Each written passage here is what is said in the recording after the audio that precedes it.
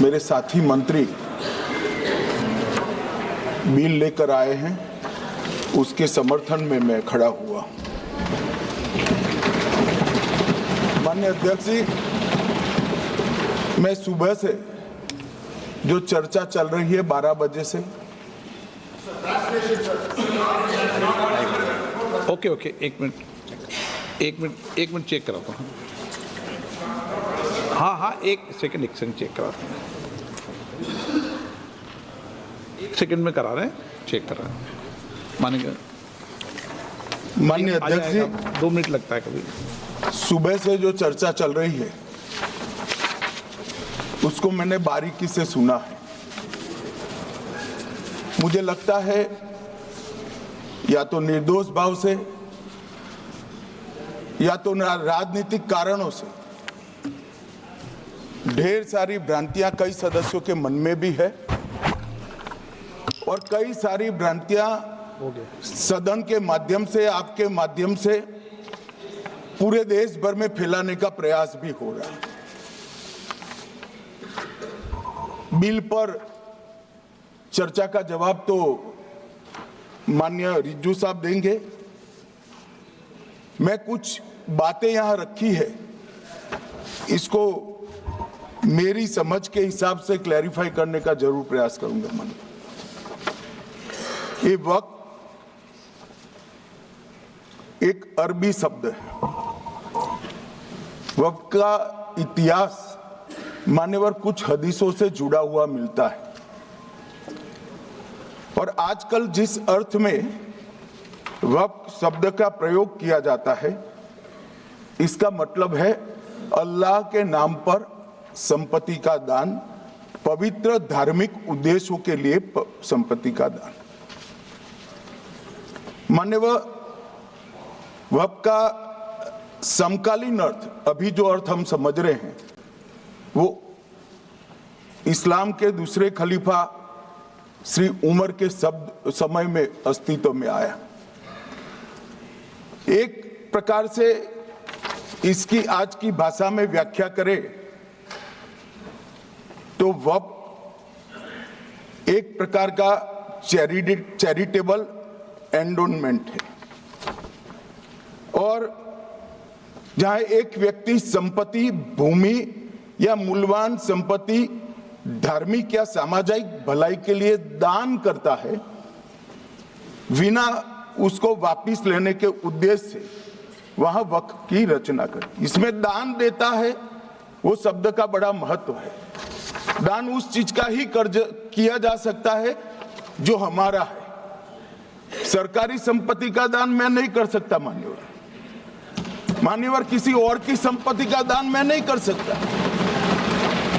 दान उसी चीज का किया जाता है जो हमारा है। मान्यवर इसी विषय पर ये सारा जो बहस चल रहा है, चल रहा है। भारत का जहां तक सवाल है, दिल्ली में सल्तनत काल के प्रारंभ में मुइज़ुद्दीन घोरी के समय पर पहली बार वक्फ अस्तित्व में आया।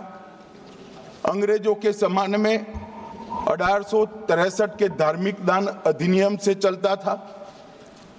बाद में चैरिटेबल प्रॉपर्टीज एक्ट 1890 से चला।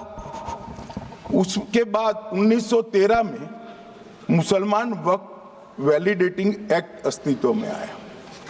तब तक ये सारी प्रक्रियाएं चैरिटेबल एक्ट के तहत चलती थी। मान्यवर आजादी के बाद वही एक्ट को 1954 में वक्फ के केंद्रीकरण के लिए बदला गया। 95 में वक्फ न्याय अधिकरण और वक्फ बोर्डों की स्थापना की। अब ध्यान से सुनिएगा मान्यवर, वक्फ परिषद और वक्फ बोर्ड ये 1995 से आए। ये पूरा झगड़ा जो चल रहा है, आपने नॉन हिंदू को रख दिया और नॉन मुस्लिम को रख दिया, गैर मुस्लिम को रखा। वो झगड़ा वक्फ में दखल करने का है। पहले तो वक्फ में कोई गैर इस्लामिक सदस्य आएगा ही नहीं, ये स्पष्टता समझ लीजिए। ना मुतवल्ली गैर इस्लामिक होगा, ना वाकिफ गैर इस्लामिक होगा। मान्यवर, वहां कोई प्रोविजन नहीं है। जो धार्मिक संस्थाओं का संचालन करते हैं उसमें कोई गैर मुस्लिम व्यक्ति रखने का प्रावधान किया भी नहीं है, हम करना भी नहीं चाहते हैं मान्यवर। इसलिए जो बड़े बड़े भाषण करते हैं कि समानता का अधिकार चला गया, दो धर्मों के बीच में समानता नहीं रही, मुसलमानों के धार्मिक अधिकारों के बीच में दखल खड़ी हो जाएगी, कुछ नहीं होने वाला मान्यवर। इस दृष्टि से देखें तो 1995 तक वक्फ की काउंसिल और वक्फ बोर्ड था ही नहीं, वो तो 95 से आया। और मान्यवर, ये जो भ्रम खड़ा किया जाता है कि ये एक मुस्लिम भाइयों के धार्मिक क्रियाकलापों के अंदर, उनके दान की हुई संपत्ति के अंदर दखल करने का है, ये बहुत बड़ी भ्रांति फैलाकर माइनॉरिटी को डराकर अपनी वोट बैंक खड़ी करने के लिए किया जा रहा है मान्यवर। कहां पर गैर मुस्लिम सदस्य रखे जाएंगे? परिषद में और वक्फ बोर्ड में। उसका काम क्या है? उनका काम धार्मिक क्रियाकलापों को कुछ चलाने का नहीं है। वो शुद्ध रूप से वक्फ का जो कानून, दान के लिए किसी ने दी हुई संपत्ति, उसका एडमिनिस्ट्रेशन अच्छे से चल रहा है नहीं चल रहा है, कानून के हिसाब से चल रहा है नहीं चल रहा है, या तो दान जिस चीज के लिए दिया गया, इस्लाम धर्म के लिए दिया गया, गरीबों के भोजन के लिए दिया गया, गरीबों के उद्धार के लिए, वो उद्देश्य के लिए इसका उपयोग हो रहा है नहीं हो रहा है, इसका नियमन करने का काम है मान्यवर। अब मैं इसको मान्यवर बाकी सारे धर्मों के साथ कंपैरिजन करते हैं और कहते हैं दखल किया है। मैं उसको स्पष्ट करना चाहता हूं। मान्यवर, वक्फ जो है वो हमारे यहाँ ट्रस्ट एक्ट है, इसमें ट्रस्ट है। तो ट्रस्ट के अंदर जो ट्रस्ट को बनाते हैं वो ट्रस्टी होते हैं और एक मैनेजिंग ट्रस्टी होते हैं।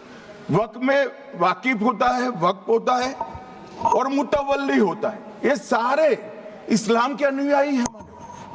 अरे भाई, आप कह रहे हो, हम तो कह रहे हैं क्योंकि इसका वक्फ शब्द ही इस्लाम से आया है, इसलिए हम कह रहे हैं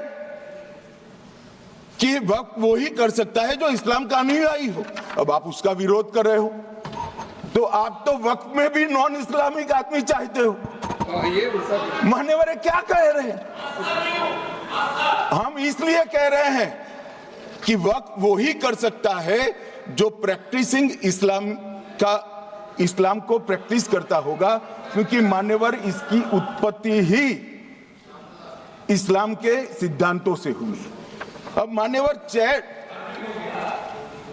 वक्फ धार्मिक हुआ, वक्फ बोर्ड नहीं हुआ, वक्फ परिषद भी नहीं हुई।